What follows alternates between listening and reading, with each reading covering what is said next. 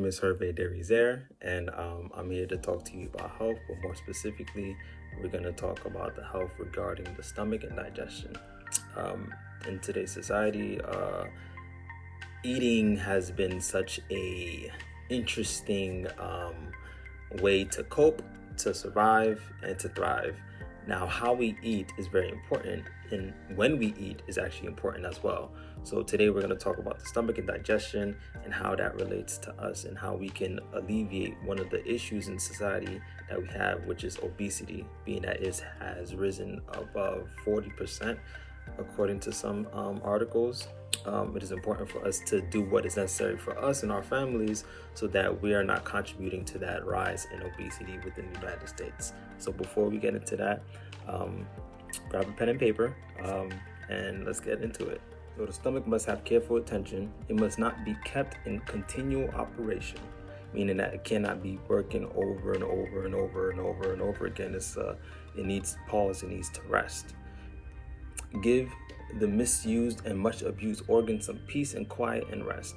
After the stomach has done its work for one meal, do not crowd more work upon it before it has had a chance to rest and before a sufficient supply of gastric juice is provided by nature to care for more food.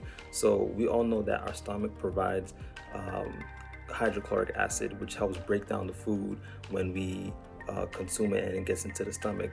Funny thing is, digestion starts within the mouth. It's called mechanical digestion because our tongue carries an enzyme called amylase, which helps breaks down the sugar within the foods that we consume. So by the time it gets to the stomach, it continues that type of digestion by with the hydrochloric acid and it doing its churning process inside the stomach. So 5 hours, let's continue to read. So 5 hours at least should be elapsed between each meal, and always bear in mind that if you would give it a trial, you'll find that 2 meals are better than 3. The reason this person mentioned 5 hours between the meal is that will give it sufficient amount of time for the stomach to rest between meals so that, after it's done its work, it's not overtaxed, it's not overworked. So it is a custom, continuing, is it a custom and order of society to take slight breakfast, but it is not the best way to treat the stomach. At breakfast time, the stomach is in much better condition to take care of more food than at the second or third meal of the day. The habit of eating a sparing breakfast or a light breakfast and a large dinner is wrong. Make your breakfast correspond more nearly to the heartiest meal of the day. It is important that the stomach, when you're up and your body has been rested, that is able to digest the foods that have been given to it as early as possible.